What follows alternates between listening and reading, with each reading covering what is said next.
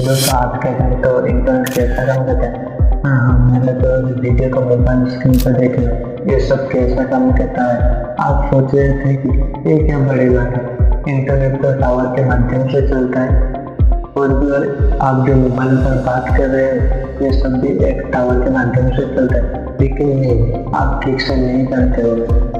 आपको मैं एक वीडियो में ये सब बातें अब बताने वाला हूँ। तो चलो वीडियो को स्टार्ट करते हैं और वीडियो पर लास्ट तक बने रहना और वीडियो को स्किप मत करना। The latest to launch.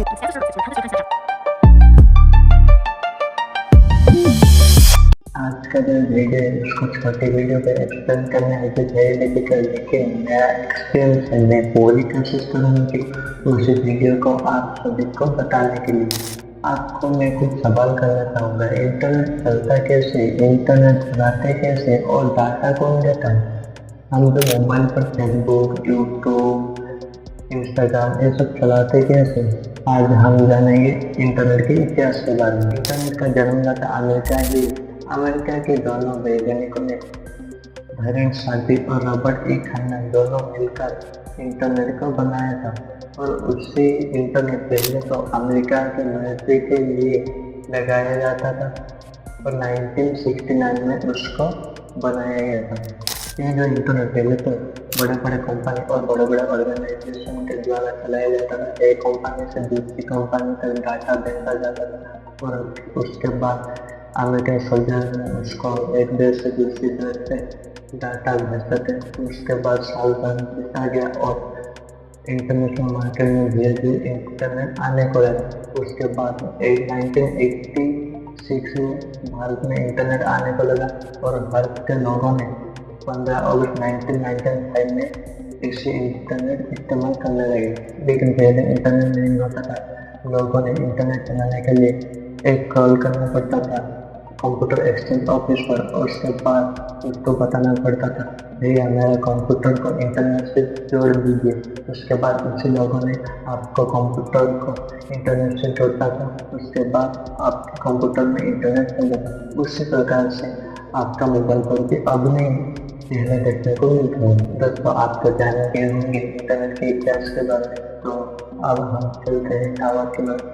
अब चलते हैं टावर कैसे काम करते हैं। हम जब एक मोबाइल पर दूसरे मोबाइल में बात करते हैं इतने स्पीड कैसे बात होता है और इतने स्पीड में हमारा कॉल कैसे लगता है। उसी सब को जानने के लिए पहले शुरू करते हैं हमारा भारत से। भारत का जो अंडमान निकोबार द्वीपपुंज है उसके साथ कनेक्टिविटी रखने के लिए फाइबर ऑप्टिकल तार का इस्तेमाल किया जाता था। अब सोच रहे थे कि फाइबर ऑप्टिकल क्या काम का है, क्योंकि हमारे पास टावर है, लेकिन टावर का इतनी क्षमता नहीं है जो इतनी दूरी से अपने रेंज को ढूंढ सके। इसलिए फाइबर ऑप्टिकल समुद्र का नीचे बिछाया गया है अंडमान निकोबार द्वीपपुंज और भारत के साथ कनेक्टिविटी रखने के लिए। उसी समय इंटरनेट हमेशा नहीं होता था। अब आपका मोबाइल पर 24 घंटे इंटरनेट जुड़ा हुआ रहता था। इस समय में इंटरनेट नहीं होता था और रात में तो इंटरनेट ऑफिस बंद हो जाता था। उसी प्रकार टीवी से नहीं होता था। टीवी पर जो आप DD1 DD2 देखते थे ये सब टीवी चैनल रात में बंद हो जाता था क्योंकि उसका ऑफिस रात में बंद हो जाता। इसीलिए जो फाइबर ऑप्टिकल है उसको समझाने के लिए आप सभी को बहुत ही कम समय में पूरी नजर देने वाला हूँ। जो फाइबर ऑप्टिकल है ये बहुत ही ज़्यादा रुपया लगता है बिछाने के लिए। इसीलिए आजकल टेलीफोन कंपनी है जैसे जियो, एयरटेल, वोडा दूसरी कंपनी से साल भर में 5% एटीआई के रूप से इन्वेस्टमेंट के द्वारा 5% लिया जाता है सरकार के माध्यम से। ये सब पैसा जाके ऑप्टिकल फाइबर एक देश से दूसरे देश तक और एक स्टेट से दूसरे स्टेट तक भारत में दिखाया जा चुका है। फाइबर ऑप्टिकल इसमें सारा पैसा जाके DSLR को दिया गया और DSLR ने ऑप्टिकल फाइबर बिछाया था और एक उद्योग ऑप्टिकल फाइबर बिछाया था। उसका दूरी 2300 किलोमीटर तक भारत के अंडमान निकोबार। ऑप्टिकल फाइबर एक प्राकृतिक तंत्र है जो कि आपको मेले में इंस्ट्रूमेंट को देखने को मिल जाएगा। इस इंस्ट्रूमेंट को आप आप नीचे लाइट जलाओगे तो इसी ऑप्टिकल फाइबर का थ्रू ऊपर में चिंगारी की तरह लाइट जलेगा। उसी को बोलते हैं ऑप्टिकल फाइबर। बहुत ही पॉपुलर है एक तंतु है, उसी को प्राकृतिक तंतु बोला जाता है। लेकिन ये ऑप्टिकल फाइबर नहीं है। ऑप्टिकल फाइबर के अंदर आप टॉर्च लाइट मारोगे तो टॉर्च लाइट उससे पर चल जाएगा और इसी प्रकार से वैज्ञानिकों ने दिमाग लगा के ऑप्टिकल फाइबर के अंदर लाइट देते थे और लाइट फाइबर के उससे पर चला जाता था। उसी प्रकार से वैज्ञानिकों ने दिमाग लगाते थे। लेकिन एक चीज़ बहुत ही ध्यान रखना पड़ता था, जो कि ऑप्टिकल फाइबर का अंदर लाइट जाता था। इसी लाइट का जो क्रिटिकल एंगल है उसी का एंगल से पाइप का एंगल ज़्यादा होना पड़ेगा, क्योंकि नहीं तो लाइट पाइप का एंगल से बाहर चला जाएगा। लेकिन आपका ऊपर डिपेंड रहता है पाइप कितनी ज़्यादा बड़ी रखना पड़ेगा। लेकिन उसी पाइप को बहुत बड़ा रखना बहुत ही ज़्यादा मुश्किल था। इसलिए हमारा भारतीय वैज्ञानिक जो सिंह का पानी में एक ऑप्टिकल फाइबर बनाया, जो कि उसका अंदर से लाइट से चला जाता था और उसको मोड़ा जा सकता था और लाइट नहीं होता था।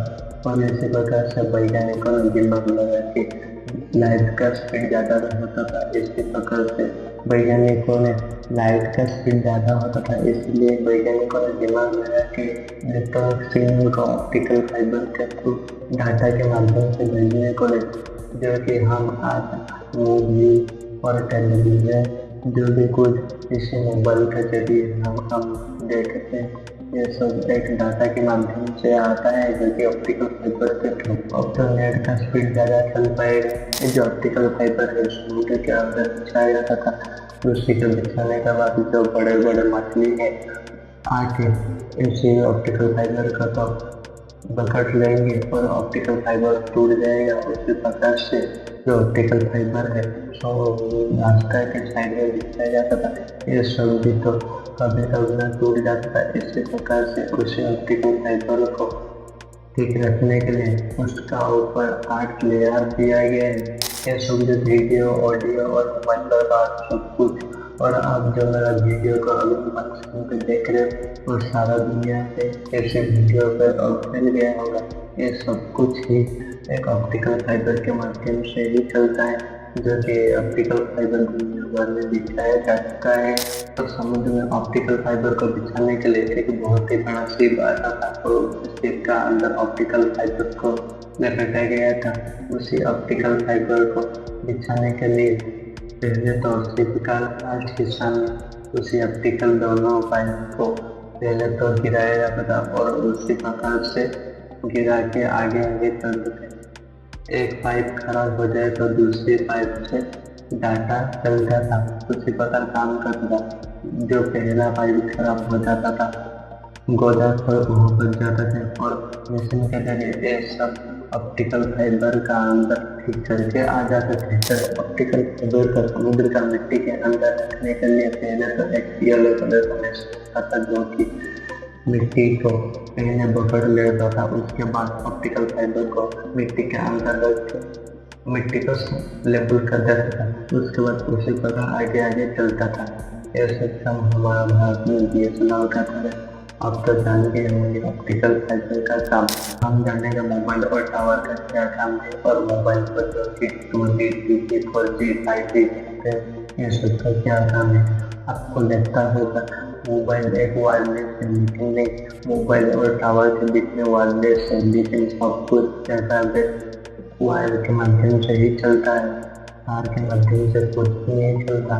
आपको जान के भी हैरानी हो जाओगी। आप जब मोबाइल खरीदने जाते थे तब आपको मोबाइल पर बात करने के लिए एक सिम कार्ड चलाना पड़ता था और इस सिम कार्ड को चलाने के लिए आपको आधार कार्ड देना पड़ता था। उस डेटा कमेंट कर देती आप जो मोबाइल पर बात करते थे उसी पर एक माइक्रोफोन सिग्नल होता था, जो कि उसी बेस को डाटा में कनेक्ट करके टावर पर भेज देता था। टावर का इतनी क्षमता नहीं होता था कि वो दिल्ली से मुंबई तक भेज सके, क्योंकि पृथ्वी पूरा गोल है और उसी को कवर के लिए बहुत ही ज़्यादा बिल्डिंग और बहुत ही ज़्यादा पेड़ पौधे तो कैसे जा पाएगा। उसी के लिए आपको कॉल करना पड़ेगा और उसी सिग्नल जाता था टावर के पास। एक दोस्त और एक दोस्त से बात करेगा तो पहले उसके दोस्त का सिग्नल जाता था टावर के पास और टावर के माध्यम से जाता था एनएससी मोबाइल स्विचिंग सेंटर के पास और एनएससी के बाद ऑप्टिकल फाइबर के थ्रू जाता था मोबाइल स्विचिंग सेंटर के पास और मोबाइल स्विचिंग सेंटर देखेगा वो बंदा कहाँ पर, उसी के पास उसी बंदे के पास जो टावर है उसी टावर के पास ये सिग्नल भेज देगा और टावर के माध्यम से वो बंदा बात कर सकेगा। उसमें कोई भी हैकर का पकड़ने के लिए पुलिस पहले जाता था मोबाइल स्विचिंग सेंटर में। अब तो टावर के ऊपर बहुत ही तरह तरह का एंटीना रहते होंगे। उसी एंटीना का ऊपर में पहले होता था एक छोटा एंटीना जो कि बोला जाता था उसको GSM एंटीना और उसी एंटीना का काम है जो कि हम मोबाइल पर बात करते थे, मोबाइल का रिसीव और मोबाइल का कॉल सब कुछ बातें ऐसा एंटीना के माध्यम से होता है। और आप दूसरे एंटीना में देखते होंगे एक गोल वाले एंटीना उसको बोलते हैं MSC। हम टावर के ऊपर बहुत ही एंटीना देखे और पहला नजर पड़ा है एक छोटा एंटीना के ऊपर जिसको बोलते हैं GSM एंटीना। ये एंटीना कॉल उठाने के लिए और रिसीव करने के लिए उस कॉल को भेजने के लिए काम करता है। उसके बाद एक गोल पकड़ एंटीना को देखने को मिलता है उसको बोला जाता है माइक्रोवेव एंटीना जो कि एक टावर पर दूसरे टावर को लोकेशन भेजने के लिए काम करता है। मैं आपको एग्जाम्पल करके समझाऊंगा। एक बंदा रहता था मुंबई पर और एक बंदी लड़की रहता था और दिल्ली पर रहता था। जो कि बंदा कॉल करेगा और कॉल जाएगा सिग्नल के थ्रू उसी पास का जो बंदा पास का जो टावर है उसी टावर में जाके लगेगा और टावर के थ्रू जाएगा मुंबई के स्विचिंग सेंटर तक। उस स्विचिंग सेंटर में जाके चला जाएगा दिल्ली स्विचिंग सेंटर तक और दिल्ली स्विचिंग सेंटर में जाके दिल्ली स्विचिंग सेंटर का जो लोग देखते कहाँ पर है ऐसी बंदी का कॉल सेंटर और उसी बंदी के पास जो कि टावर है उसी टावर के पास उस सिग्नल को भेज देंगे और उसे सिग्नल के बाद उसी बंदी बात कर सकेगा अपने बंदा के साथ जो कि अपने गर्लफ्रेंड और बॉयफ्रेंड दोनों में बात करते हैं। ये सब और मान के चलो वो बंदी चला गया आगरा के साथ तब तो कैसा लगेगा तो तब काम करता है एक माइक्रोवेव एंटीना। तो बंदा जो कॉल करेगा दिल्ली पर तो उसे माइक्रोवेव के जरिए एक कॉल जाएगा टावर के माध्यम से एक टावर इसकी टावर के माध्यम से और एक टावर के अलग टावर के माध्यम से कॉल करने के लिए जो माइक्रोवेव एंटीना बहुत ही ज़्यादा काम करता है। उसी प्रकार से बंदा अपने बंदे के साथ बात कर एक टावर और दूसरे टावर का डिस्टेंस होता है 5 से 10 किलोमीटर और एक टावर के माध्यम से टावर सर्विस लेते थे और टावर के ऊपर जो बहुत ही ज़्यादा तार देखने को मिलता है। एक टावर अंडरग्राउंड जाता है मोबाइल स्विचिंग सेंटर से। आप जो मोबाइल पर बात कर रहे हैं ये मोबाइल वायरलेस है और टावर के पास। और अब आप किसी अलग कंट्री लोगों के साथ बात करेंगे तो वो भी ऑप्टिकल फाइबर के माध्यम से ही डाटा जाएगा और उसके साथ आप बात कर सकेंगे। इसी प्रकार से काम करता है और आप देखने पाएंगे ऑप्टिकल फाइबर को समुद्र के बीच में कैसे जाता है। तो सबमर्सिबल में सर्च करेंगे तो आपको गूगल पर देखने को मिलेगा। पहले मोबाइल का सुधार आया था 1982 में 1G आया था और 1992 में 2G आया था और 2001 में 3G आया था और 2012 में 4G और 2020 में 5G लॉन्च हुआ था। हम 1G में क्या दिक्कत होता था, हम किसी को मैसेज नहीं कर सकते थे, हम किसी को इमेज नहीं भेज सकते थे, हम सिर्फ कॉल कर सकते थे और उसका स्पीड 26 KB 8 सेकंड का स्पीड होता था। 2G आया था जो कि उसका स्पीड 64 KB पर सेकंड था और हम कॉल कर सकते थे और मैसेज भी कर सकते थे। और 3G आने के बाद हमको 2 MB पर सेकंड में मिलता था। हम नेट चला सकते थे, कॉल कर सकते थे और मैसेज भी कर सकते थे। और 4G में हमको 100 MB पर सेकंड में देता था और उसमें हम वीडियो कॉल भी कर सकते थे। और 5G में 1 GB पर सेकंड का स्पीड आता था, उसमें हम वीडियो कॉल और सब कुछ भी कर सकते थे।